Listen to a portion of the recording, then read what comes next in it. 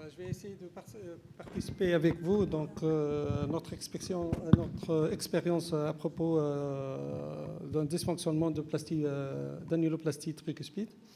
Donc, je n'ai pas de conflit d'intérêt. Donc, notre cas, c'est à propos d'une patiente de 80 ans qui a été vue en 2023, qui a eu un double remplacement valvulaire mitro-aortique et une annuloplastie avec un anneau métronique numéro 34 en 2016. Donc, depuis 6 mois, la patiente se présentait avec une dyspnée d'aggravation progressive devenant stade 3 avec des œdèmes de membre inférieur, de l'acide, associé à une résistance aux diurétiques. Donc, sa clairance était contre une insuffisance rénale légère et une hémoglobine à 11.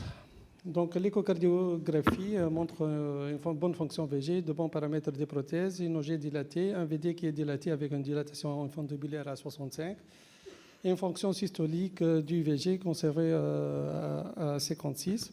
La tricuspide était très fréquente avec une restriction valvulaire importante, unité importante, une dilatation de l'OD, une veine cave à 34.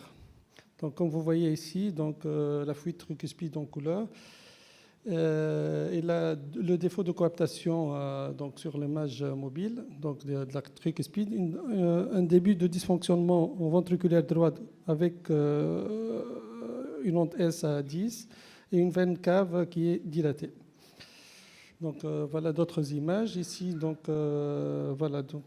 l'imagerie 3D. Comme vous voyez, le défaut de coaptation des feuillets tricuspides générateurs d'insuffisance tricuspide. Alors, à ce moment, nous sommes devant une insuffisance tricuspide sévère, sans dysfonction ventriculaire sévère, ni une hypertension pulmonaire sévère. Donc, la patiente est symptomatique.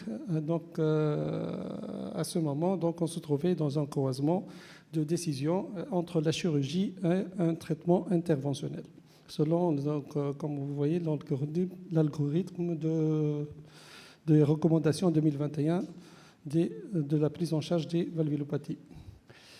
Alors, pour la décision, pour calculer le STS Risk Score, c'était incalculable du moment qu'il n'y a pas une rubrique qui représentait la valve tricuspide. Et si on calcule pour une valve mitrale, ça sera 56%. Pour l'Euroscore, il était 29. Pour le Triscore, on sait bien que le Triscore est fait pour les valves natives et non pour les valves déjà réparées. Donc, le Triscore était à 5. Comme vous voyez, c'était un haut risque chirurgical.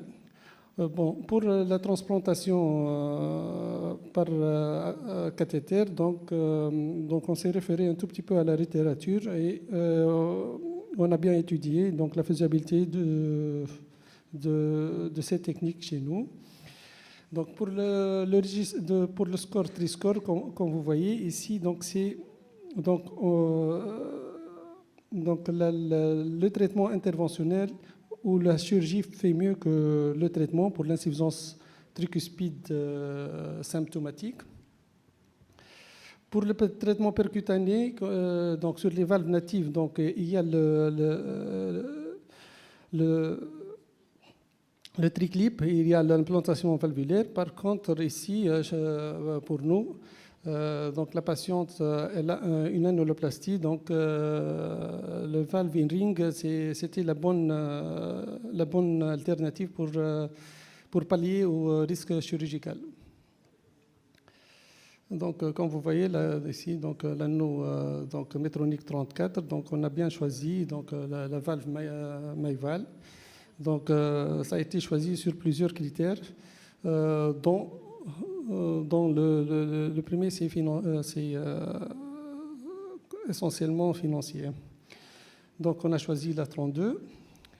Pour la mise en place de valve, une petite astuce, il faut bien implanter la valve sur le côté fermé de l'anneau. Et il faut bien vérifier ça sur la double incidence OAG et OAD pour voir une meilleure visibilité de l'emplacement du ballon avec lequel on va prédilater et avant de mettre la prothèse. Donc, pour notre procédure, donc, la procédure a été faite avec sédation consciente, une anesthésie locale, trois voies plutôt, une voie fémorale, veine fémorale droite 14F, une artère fémorale gauche 6F pour le pacing du VG, et une voie radiale qui a été dédiée pour l'anesthésiste pour suivre correctement sa tension. Donc, la procédure a été faite sous contrôle ETT. Donc, comme vous voyez ici, la coronaire droite qui est placée sur la JR4 qui est placée dans le VG pour stimuler le VG. Donc, montée du guide, on a essayé de chercher le bon côté, le bon côté du guide par rapport donc à l'anneau, la partie fermée de l'anneau. Ici, donc, on est en... Est-ce que vous pouvez faire le deuxième? Voilà. Donc ici, comme vous voyez, donc on est en train toujours de chercher l'emplacement le bon emplacement du ballon. Voilà, donc c'était pas la bonne position. On est toujours à côté du côté ouvert. Et puis à la fin, donc, on a bien trouvé le bon emplacement du trou et le guide passe à travers la partie fermée de l'anneau. Alors, montée douce donc, de la prothèse. Donc, c'était des moments assez stressants. Donc, voilà, donc, voilà, positionnement. Donc, inflation.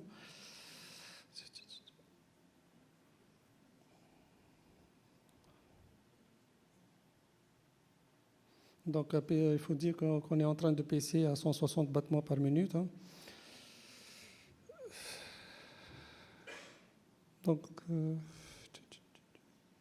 Donc jusque-là, tout se passe correctement. Hein. Alors, non, je peux revenir. Voilà.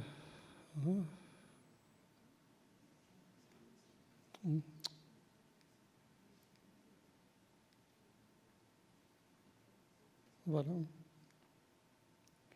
Donc ici, donc on post-dilate avec donc le même ballon.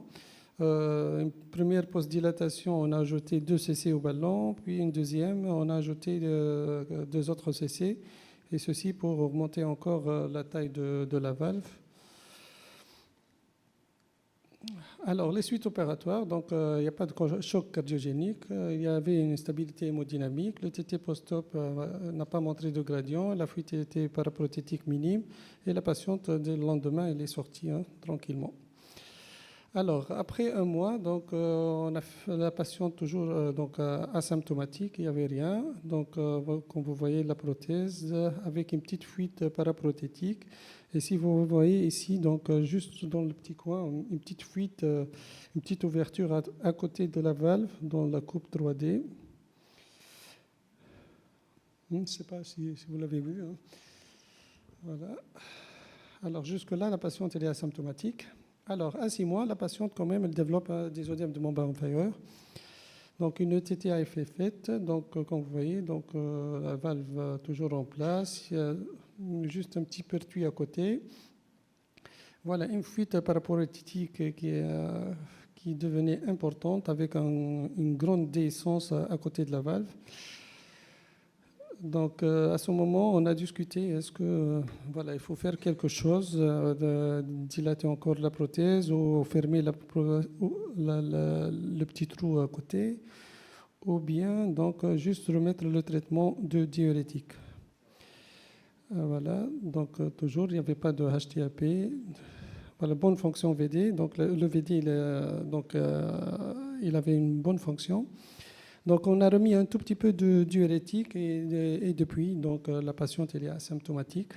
Donc, régression des œdèmes, donc on a repris. Donc, et jusque-là, donc actuellement, en 2025, la patiente a 82 ans, va bien, elle a bien repris son activité. Elle est en dyspnée stade 2, bon, par rapport à son âge. Donc, elle est sous furosémide de 40 mg par jour. Bon, je n'ai pas sous mes mains de nouvelles images, mais la patiente sera programmée la semaine prochaine pour de nouvelles images. Et ben voilà, je vous remercie.